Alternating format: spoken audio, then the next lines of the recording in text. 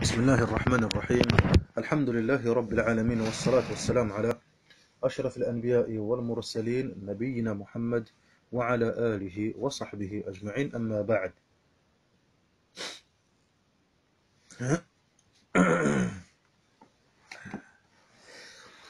On poursuit, Inch'Allah Tabaraka wa Ta'ala, notre lecture du livre du jeûne, Kitab al-Siyam, du livre Tuhfat al-Tullab بشرح تحرير تنقيح اللباب لشيخ الإسلام أبو يحيى زكريا ابن محمد الأنصاري الشافعي رحمه الله تعالى.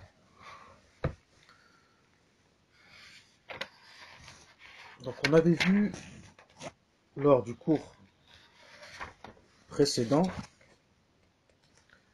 les piliers du jeûne. On s'est arrêté à Arkan au Siyam. Troisième point, Arkan au Siyam. Non, c'est ça. Le premier point, c'était la définition du Siyam et le moment où il a été légiféré. Deuxième point, les sagesses qui referment le Siyam. Troisième point, à quel moment détermine-t-on l'entrée du mois de Ramadan. Quatrième point,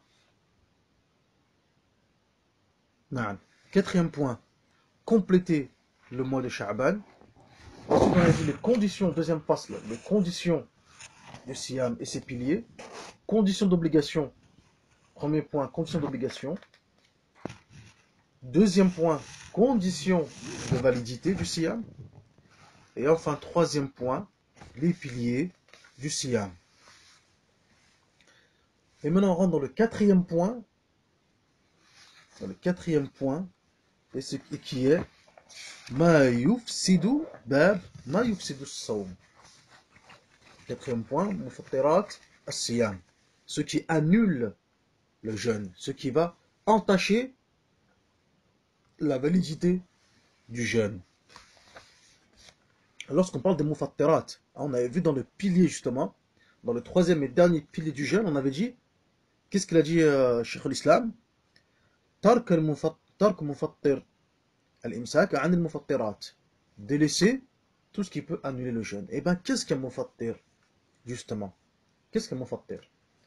Al-Husani, rahimahullah ta'ala, Al-Husani al-Shafi'i, dans son livre Kifayat al-Akhyar, Bisharhi Ghayat al-Ikhtisar, dans son explication du Mukhtasar, du résumé du Qadi Abu Shuja', rahimahullah, il dit ضابط المفطر كل عين وصلت من الظاهر إلى الباطن في المنفذ المفتوح عن قصد مع ذكر الصوم وشرط الباطن أن يكون جوفا وإن كان لا يحيل. Donc pour lui, pour Al-Husani, comment déterminer ce qui va annuler le jeûne ou non? C'est tout élément extérieur qui va rentrer dans notre gorge, tamam, et même si ce dernier ne subit pas une transformation. Pourquoi il parle de transformation? Lorsqu'il parle de transformation, c'est par rapport à quoi? Par rapport aux aliments. Lorsqu'on ingurgite un aliment, ce dernier ensuite, avec l'appareil digestif, tout le tralala, tout se met en place, etc. Et cet aliment va être transformé. Mais il n'est pas nécessaire qu'il y ait une transformation, il dit. Car lorsqu'on prend l'eau, il n'y a pas de transformation, il reste du même état, à l'état liquide, du début jusqu'à la fin. Donc on va voir, on va énumérer, Inch'Allah tabaraka wa ta'ala, tout ce qui va annuler le jeûne. Inch'Allah tabaraka wa ta'ala.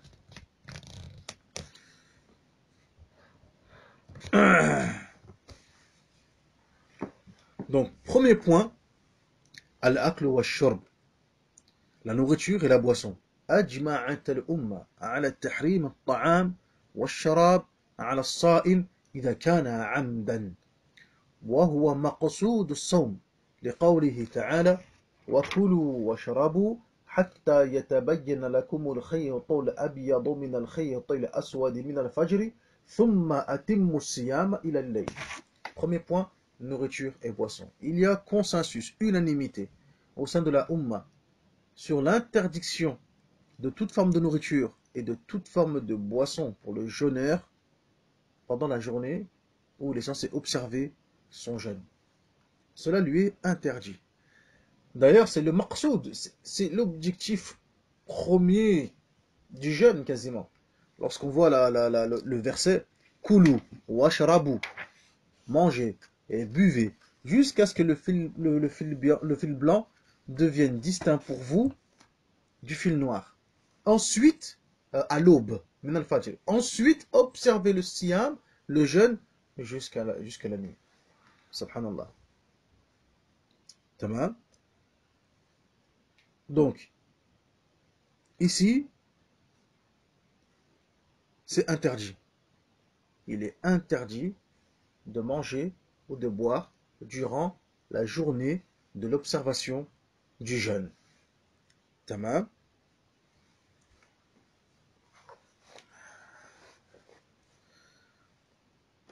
On a que mas'ala, un point. Concernant le manger ou boire, etc. il y a plusieurs situations. Donc, mutlaqan, de façon générale, c'est interdit. Là, il n'y a pas de problème. Mais maintenant, l'individu, le croyant, le musulman, peut se trouver face à plusieurs cas de figure. Premier cas de figure, il mange ou bien il boit tout en sachant qu'il est censé observer le jeûne, mais malgré tout, il le fait. Ici, batula sawmuhu. Son jeûne est annulé. Bil ijma'. Il n'y a pas de problème là-dessus.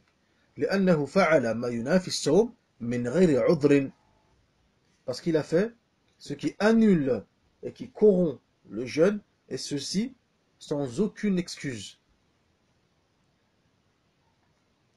طيب. Deuxième point, deuxième cas de figure, celui qui est contraint. فإن أكره إكراها ملجئا حتى أكل أو شرب فلا يفطر لفقدان الاختيار. وكذا إن سب الماء في حلقه أثناء الإغماء أو النوم لم يفطر لانتفاء القصد. C'est un point aussi important. عند الشافعية. Ils disent que si la personne a été contrainte, forcée à boire ou à manger, son jeûne est toujours valable. Si on l'a contraint, on l'a forcé à manger, son jeûne est toujours valable. Pourquoi? Car ce n'est pas lui qui a choisi. Ce n'était pas de sa propre volonté. Ceci, ce n'était pas un acte qui a émané de son propre chef. Tout comme si on lui renverse de l'eau, ou bien on lui met de l'eau dans sa gorge alors qu'il est en train de dormir, ou bien alors qu'il est inconscient, etc. Son jeûne reste toujours valable. Troisième cas de figure. وإن أكل الصائم أو شرب ناسيا لم يفطر لقوله صلى الله عليه وسلم من نسي وهو صائم فأكل أو شرب فليتم صومه فإنما أطعمه الله وسقاه. Hadith rapporté par Al-Bukhari et Muslim. Celui qui mange, celui qui boit, ou même qui mange, alors qu'il est en train de jeûner, mais il a complètement oublié qu'il est en train de jeûner, subhanallah. Et ça arrive à beaucoup d'entre nous, à beaucoup à qui c'est arrivé, de venir comme ça, par réflexe, la soif, hop, un verre d'eau, on boit et on oublie complètement qu'on est en train de jeûner. Le prophète sallallahu alayhi wa sallam, qu'est-ce qu'il dit? Celui qui a oublié qu'il est en train de jeûner et qu'il a mangé, ou bien qu'il a bu, qu'il poursuive son jeûne, car certes il a été nourri et abreuvé par Allah. Donc, cela n'annule pas le jeûne. ومثله من أكل أو شرب وهو جاهل بتحريم ذلك.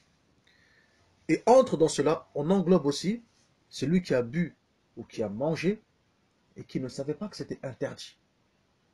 Il ne savait pas que c'était interdit de boire ou de manger. Comme celui qui vient de rentrer dans l'islam, etc. Il a akhirihi. Donc ça c'est le troisième cas de figure. Donc le premier, celui qui le fait volontairement. Alimun bit-tahrim. Mukhtar. Il le fait délibérément, en étant parfaitement conscient qu'il était interdit de manger ou de boire.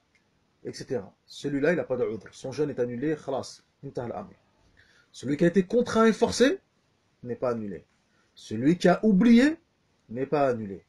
Quatrième et dernier cas de figure, وإن أكل وهو ظن أن الفجر لم يطلع بعد وكان قد طلع أو يظن أن الشمس قد غربت ولم تكن غربت أفطر ولزمه القضاء لأنه مفرط. Quatrième cas de figure, celui qui mange et qui boit parce qu'il pense que le fajr n'est pas encore venu, parce qu'il pense que l'aube n'est pas encore arrivée, ou bien qui mange et qui boit parce qu'il pense que le soleil s'est couché et il ne s'est pas couché. Celui-ci a rompu son jeûne et il doit le récupérer. وَلَزِمَهُ الْقَضَى لِأَنَّهُ مُفَرِّطٌ, car il a été négligent. Car il a été négligent. Attention, petite parenthèse. Celui qui a observé, qui regarde, yashtahid, tamam, et pour lui, par contre, avec cet ijtihad, c'est pas un dhann. C'est pas il s'est levé et puis il pense que c'est pas encore l'heure, c'est pas encore le fajr, ma'alish, il continue, il mange, etc. Là, celui qui a observé, il a regardé, etc., etc. وَلَمْ يَتَبَيَّنْ لَهُ الْخَيْطُ الْأَبْيَضُ مِنَ الْخَيْطِ الْأَسْوَدِ ثُمَّ كَلَ وَشَرِبَ, etc. Après, il a mangé et il a bu, parce que lui, en regardant, d'après son observation et l'ijtihad qu'il a mené, etc., il a vu que c'est pas encore le vexa. Celui-là, son jeûne n'est pas annulé. Lui, il a fait un effort d'ijtihad et il a hakam, il a regardé, etc. Même si, en réalité, c'est le cas ou autre, etc. Mais cela dit, lui, ijtahada. Fahada amrun akhar. Là, on parle de celui qui a été négligent, mufarritun. Il s'est levé et puis il s'est dit, bah c'est bon, al-fajr lam yatla' ba'd. Ou bien il a mangé en pensant que ça y est, il a trop dormi, il a fait une grosse sieste. Il s'est dit, c'est bon, ça y est, là c'est l'heure.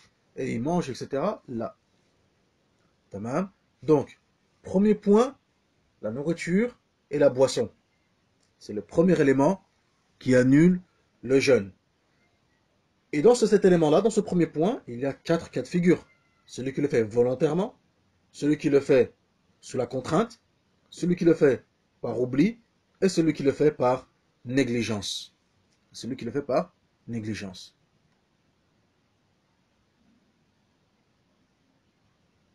طيب.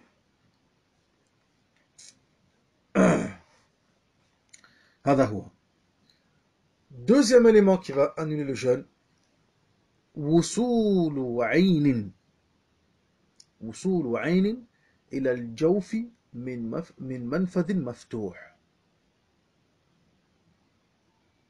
تمام. Tout élément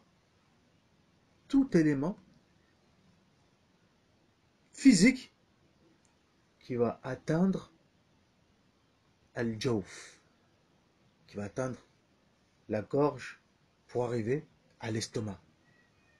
Ma wara al-halq, ce qui est derrière le fond de la gorge, il a al-ma'ida, jusqu'à l'estomac.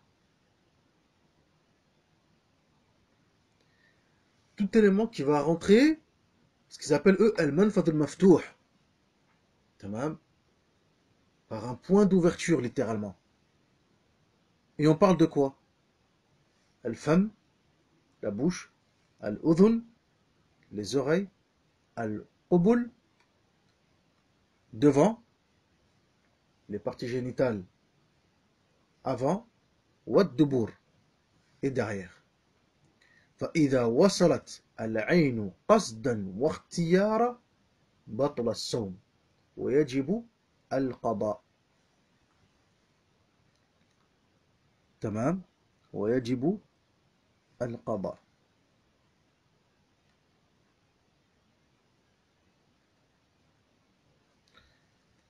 Donc, si jamais quelque chose rentre par ces voies,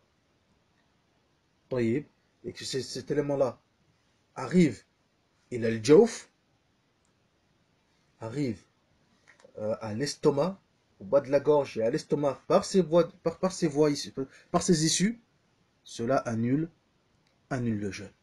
Par conséquent, il est détestable dans ces moments-là de faire certaines choses. Comme par exemple, exagérer dans al-madmada ou al-istinshaq, par exemple. Alhamdulillah. Comme exagérer, par exemple, al-madmada ou al-istinshaq. Al-madmada ou al-istinshaq, c'est le fait de quoi donc? De rentrer de l'eau dans le nez et de ensuite l'expulser par le nez également.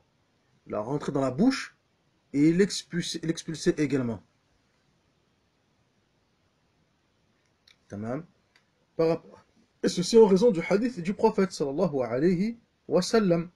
Lorsqu'il dit إذا استنشقت فبالغ في الوضوء إلا أن تكون صائما. Lorsque tu fais l'istinshaq, donc le fait de rentrer de l'eau par le nez et de l'expulser par le nez et de rentrer de l'eau par la bouche et de l'expulser par la bouche, il lui dit lorsque tu fais cela, exagère. Hein, ça c'est la parole du prophète sallallahu alayhi wa sallam. Il lui dit exagère. Excepté sauf si tu jeûnes. Si tu jeûnes, n'exagère pas. Fais-le normalement.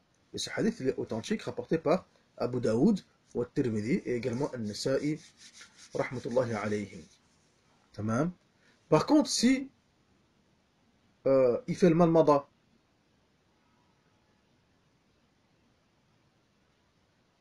ou l'istinshaq, cet acte en lui-même n'annule pas le jeûne. Il n'y a pas de souci. Par contre, si il exagère et il fait rentrer de l'eau, il a le jauf jusqu'au fond de la gorge, etc., à ce moment-là, cela annule le jeûne.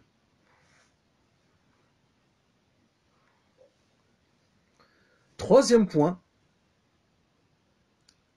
قال الشيخ الإسلام واستقاءة واستقاءة الاستقاء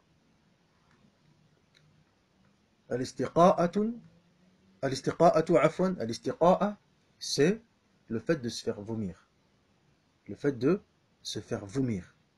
القيء المتعمد annule le jeûne. Le fait de vomir volontairement, cela annule le jeûne. إذا استقاء متعمدا أفطر وإن ذرعه القيء فلا. S'il se fait vomir volontairement, cela annule le jeûne. Par contre, si le vomissement, s'il est nauséeux, puis ensuite il vient vomir, cela vient même contre son gré, voilà, il a une envie de vomir, là, tout de suite c'est arrivé, fala. Cela n'annule pas le jeûne. En raison du hadith du prophète sallallahu alayhi wa sallam rapporté par Abu Daoud wa Tirmidhi, où le prophète sallallahu alayhi wa sallam قال من استقاء فعليه القضاء ومن ذرعه القيء فلا قضاء عليه. Celui qui se fait vomir doit récupérer son jeûne. Quant à celui où l'envie de vomir a été plus forte, l'a dominé, lui, il n'a pas besoin de récupérer son jeûne. Celui-ci n'a pas besoin de récupérer son jeûne. Tamam. Donc, boisson et nourriture. Premier, boisson et nourriture. On a vu ensuite les différents cas de figure, qui est au nombre de 4. Volontaire, contraint, oubli, négligence. Deuxième point, tout élément qui peut atteindre la gorge, le fond de la gorge, par les différentes issues. Bouche, quand on parle de bouche, le nez également, oreille, partie génitale avant et derrière. De là, attention, lorsqu'on fait les ablutions par rapport à l'istinshaq ou al madmada. Troisième élément, le vomissement.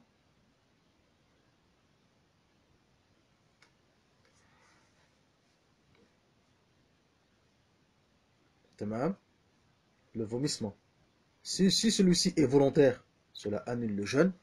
Si celui-ci est involontaire, cela n'annule pas le jeûne.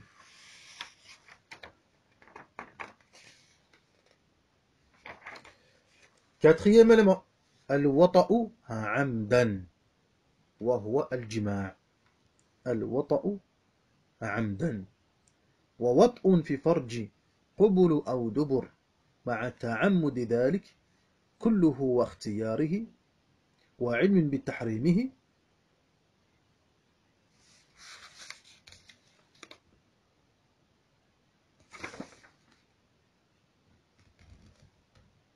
يفسد الصوم كما قال شيخ الإسلام رحمه الله تعالى. Tout rapport intime fait volontairement, tout rapport intime. Rapport intime, c'est contact concret entre les deux parties génitales. انتهى الأمر. Fait volontairement, en sachant bien sûr l'interdiction de celui-ci. Cela annule le jeûne, excepté si c'est par oubli, ou bien s'il a été contraint, ou bien s'il était ignorant de l'interdiction. طيب كما قال شيخ الإسلام رحمه الله تعالى dans son livre.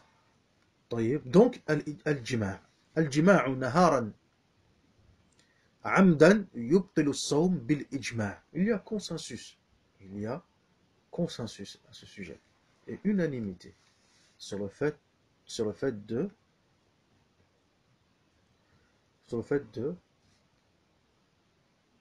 la nullité du jeûne après un rapport intime, après qu'il y ait eu copulation, après qu'il y ait eu contact direct des deux parties génitales.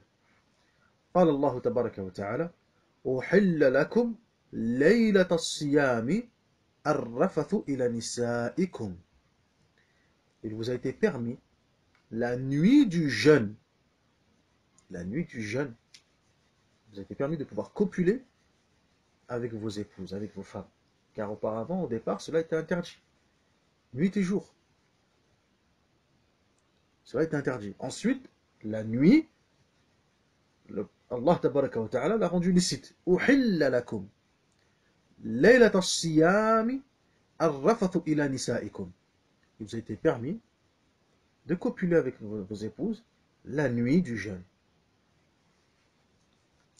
Par contre, si celui-ci le fait par oubli, etc., comme on l'a dit, cela n'annule pas. On fait une analogie qiyasan avec le hadith concernant celui qui a mangé et qui a bu. Et celui qui s'est levé le matin, man asbaha junuban, qui se lève le matin en état de janaba, de grande impureté, après justement avoir eu un rapport intime avec son époux ou son épouse. Comment ça se passe? Eh bien ici, il continue son jeûne. Cela n'entache en rien la validité du jeûne. Comme dans le hadith du prophète sallallahu alayhi wa sallam, rapporté par Al-Bukhari wa Muslim wa Al-Bayhaqi, le hadith, كان رسول الله صلى الله عليه وسلم يصبح جنبا من غير حلم ثم يصوم. Il se réveillait le matin en état de janaba, de grande impureté, et cela n'était pas dû à un rêve érotique ou quelconque, et pourtant, il jeûnait. Donc il a précisé cela a été précisé, min ghayri hulumin, sans qu'il y ait eu un rêve quelconque, pour montrer que, volontairement, le prophète sallallahu alayhi wa sallam s'était mis en état de janaba durant la nuit. Donc il y a eu quelque chose, il y a eu un rapport, et pourtant, au matin, il se lève et il jeûne. Normal, il n'y a pas de souci. Alhamdulillah.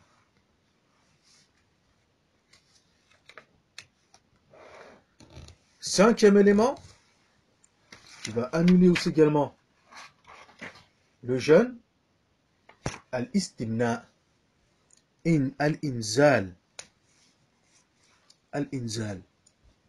وهو إخراج المني عمدا بغير جماع. أما إن غلبه المني فلا يفطر، وكذا إذا احتلم وهو نائم في النهار. ومجرد القبلة بلا إنزال لا تفطر. يقول عمر رضي الله عنه: هششت فقبلت وأنا صائم فأتيت النبي صلى الله عليه وسلم فقلت: قبلت وأنا صائم. فقال: أرأيت لو تمضمضت وأنت صائم فإن كان تحرك الشهوة فتكره كراهة التحريم وإلا فمكروها والأولى تركها. Jamil. Ici, qu'est-ce qu'on parle lorsqu'on parle de inzal? C'est quoi donc? On parle de éjaculation. Ici, le cinquième élément, c'est quoi donc? C'est l'éjaculation. L'éjaculation volontaire, mais sans qu'il y ait eu de rapport. Donc, toute personne qui se fait volontairement éjaculer, volontairement, tamam, par contact, en cherchant le désir, etc., et la akhrihi, sans pour autant copuler avec son épouse, mais en cherchant auprès d'elle, etc., et la akhrihi, ou bien lui-même, hein, par la masturbation ou autre, etc., tout ceci va annuler le jeûne. Tout ceci va annuler le jeûne. قال شيخ الإسلام رحمه الله تعالى: إلا في نوم أو بنظر أو فكر.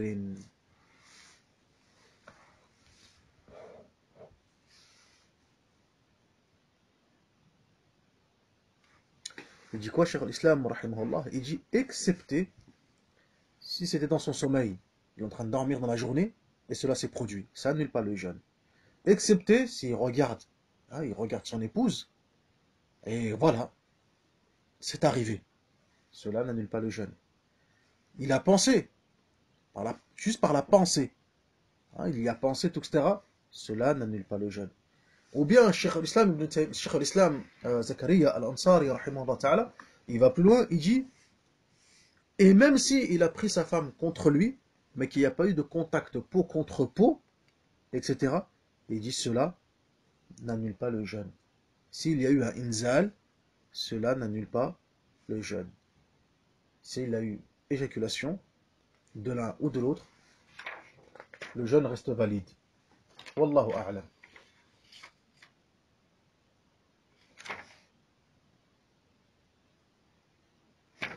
Ensuite, également, Shafi'i mentionne mas'ala, le baiser.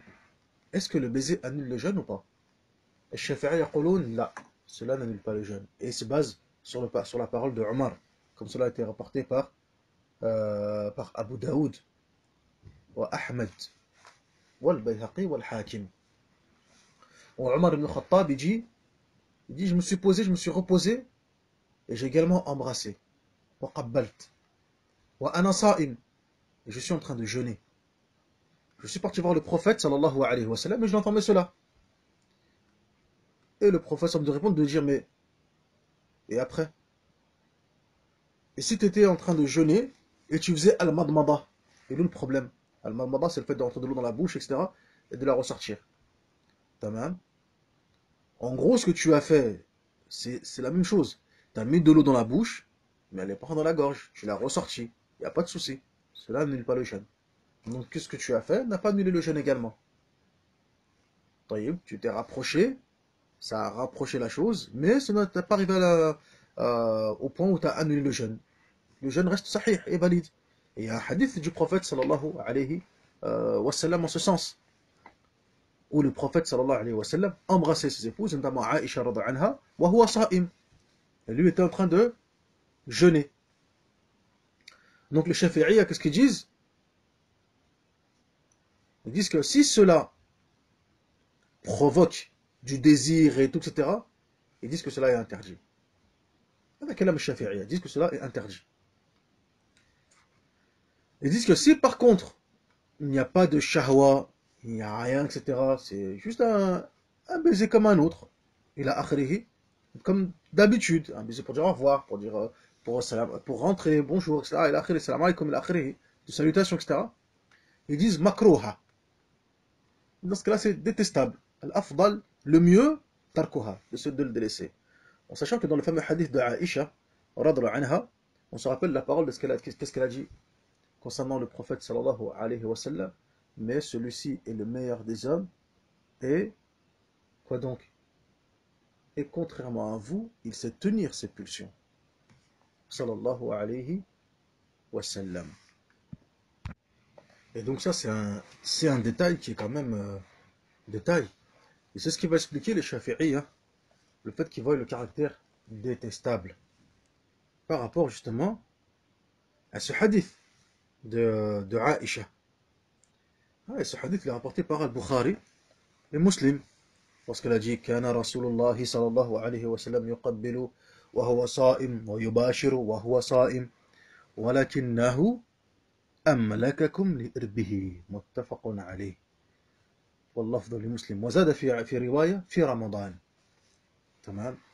Donc Aïcha précise bien, elle dit le prophète sallallahu alayhi wa sallam, il embrassait et lui est en train de jeûner. Yubashiru, ah, il venait auprès d'elle, contact, etc. Wa huwa sa'im, alors qu'il est en train de jeûner. Walakinnahu amlakakum li irbihi. Mais, par contre, celui-ci était maître de ses envies et de ses pulsions, sallallahu alayhi wa sallam. Contrairement à vous. Amlakakum.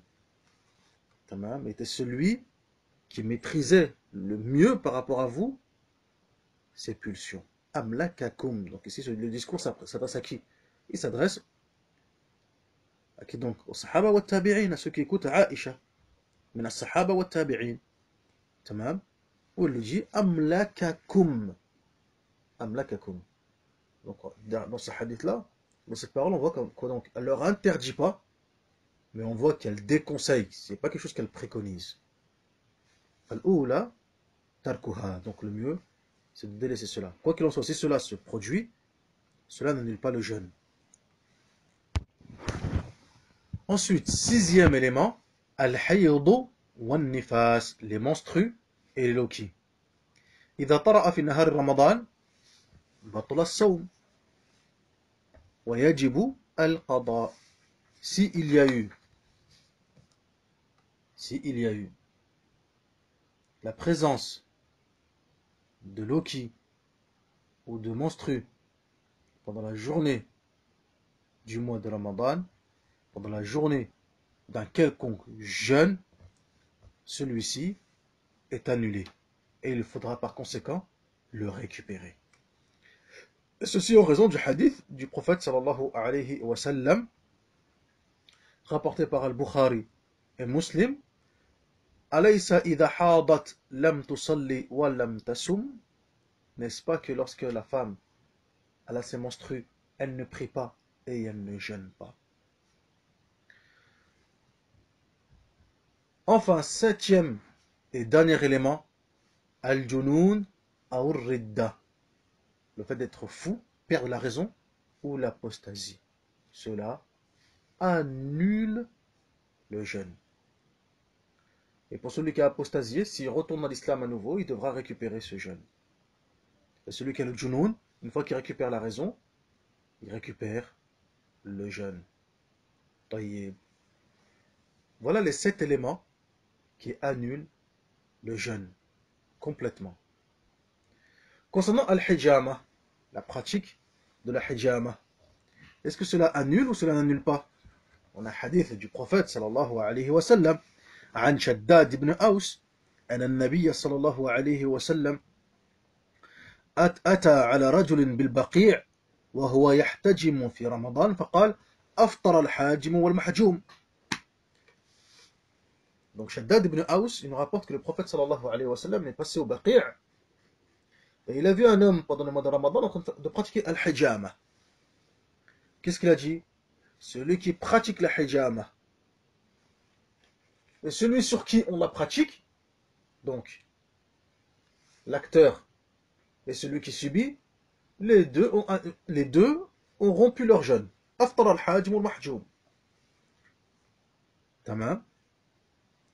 Et ce hadith, il a été rapporté par Al-Bukhari, Muslim, par Al-Bukhari, Afwan, Abu Daoud, Wal-Nasa'i, وابن ماجه, etc. ورواه البخاري, et Bukhari également. طيب. Et d'ailleurs, certains fuqaha al-Shafi'iyya, il me semble que c'est Az-Zubaydi, wallahu a'lam, qui il disait quoi donc? Il disait, طيب, l'imam al-Shafi'i, rahimahullah ta'ala, a dit, إذا صح الحديث فهو مذهبي. Si le hadith est authentique, cela est mon madhab. C'est mon madhab. Et donc ce faqih Shafi'i, c'est un Shafi'i, c'est comme là, ce faqih, ce imam, et ça on le verra, Inch'Allah, tabaraka wa ta'ala, lorsqu'on fera al-Yaqut, ou bien même lorsqu'on arrivera au chapitre 6 dans Mursal Abi Shuja'a, qu'on va plus détailler la mas'ala. Qu'est-ce qu'il dit? Il dit, khalas, le madhab de l'imam Shafi'i, c'est celui qui fait la hijama, ou bien qui pratique la hijama, son jeûne est annulé. Pourquoi? لأن الإمام الشافعي رحمه الله تعالى قال إذا صح الحديث فهو مذهبي. الحديث il est صحيح. رواه البخاري وأصحاب السنن الأربعة. Il a été rapporté par Al-Bukhari et les gens des Sunan al-Arba'a. Les quatre ont rapporté ce hadith du prophète sallallahu alayhi wa sallam. Par conséquent, si les quatre ont rapporté le hadith du prophète sallallahu alayhi wa sallam, c'est que le hadith était jugé authentique, donc c'est que c'est le madhab de Shafi'i. À savoir qu'il faut considérer que celui qui fait la hijama, ou qui la pratique, etc., a annulé son jeûne. Et ça, c'est important. Un point qui est très important, c'est que ce n'est pas n'importe qui peut venir et affirmer que telle ou telle chose est le madhab de l'imam Shafi'i, rahimahullah, en se basant sur ce hadith, sur cette parole. Certes, le hadith est authentique, mais il y a un élément que le faqih doit connaître, doit maîtriser, al-nasikh wal-mansukh, l'abrogeant et l'abrogé. Car ce hadith-là, il a été abrogé. Il est authentique, certes, mais le jugement est abrogé. Le jugement est abrogé. Et on a un autre hadith du prophète, sallallahu alayhi wa sallam, Anna an-nabiyya, sallallahu alayhi wa sallam, ihtajama wa huwa muhrim, wa ihtajama wa huwa sa'im. رواه البخاري حديث عبد الله بن عباس رضي الله عنهما. تمام. وانقال الحديث أنس بن مالك رضي الله عنه قال أول ما كرهت الحجامة للصائم أن جعفر بن أبي طالب احتجم وهو صائم فمر به النبي صلى الله عليه وسلم أفطر هذان ثم رخص النبي صلى الله عليه وسلم بعد في الحجامة للصائم وكان أنس يحتجم وهو صائم. رواه الدارقطني رحمه الله. Anas ibn Malik dit quoi? Dit au départ, la hijama pour le jeûneur, elle a été interdite. Ja'far ibn Abi Talib a pratiqué la hijama alors qu'il était en train de jeûner. Le prophète sallallahu alayhi wa sallam est passé et il a dit ces deux-là ont rompu leur jeûne. Mais ensuite, le prophète sallallahu alayhi wa sallam l'a permis. Et Anas ibn Malik lui-même pratiquait la hijama alors qu'il était en train de jeûner. Tamam. Idhan, al-hijama n'annule pas le jeûne عند الشافعية. Et il n'est pas facile et il n'est pas aisé en se basant sur la parole de l'imam Shafi'i إذا صح الحديث فهو مذهبي d'affirmer comme ça directement sur le simple fait que le hadith soit authentique et dire ceci est le madhab de l'imam Shafi'i. Là, il y a d'autres éléments à prendre en considération, abroger. Le hadith est-il véritablement authentique, etc. Est-ce qu'il n'y a pas quelque chose qui vient qayyad, qui vient khas, qui vient ila akhrihi? Tu vois, c'est des éléments à prendre en considération avant de se précipiter et à dire bah voilà, le hadith est authentique, donc c'est le madhab de l'imam al-Shafi'i. On a tawal un petit peu aujourd'hui pour ce cours. Je voulais terminer donc les annulatifs du jeûne afin de pouvoir passer ensuite aux recommandations et aux sunan du jeûne, incha'Allah. Tabaraka wa ta'ala. Donc tout ce que nous avons évoqué, il est interdit, barakallahu fik, il est interdit de s'en approcher et de le faire tout au long de la journée du jeûne, du lever de l'aube jusqu'au coucher du soleil إن شاء الله تبارك وتعالى. نكتفي بهذا المقدار إن شاء الله تبارك وتعالى، ونسأل الله الكريم رب العرش العظيم أن يرزقنا وإياكم العلم النافع والعمل الصالح والدعوة إليه والصبر على الأذى فيه. وصل اللهم على نبينا محمد وعلى آله وصحبه أجمعين. سبحانك اللهم وبحمدك، أشهد أن لا إله إلا أنت، أستغفرك وأتوب إليك.